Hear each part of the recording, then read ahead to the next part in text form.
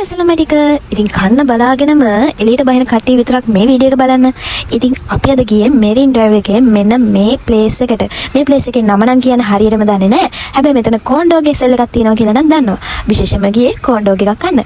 ඒ විතරක් නෙමෙයි සන්සෙට් එක බලාගෙන පොඩ රිලැක්ස් එකේ ඉන්නත් ඕන වුණා.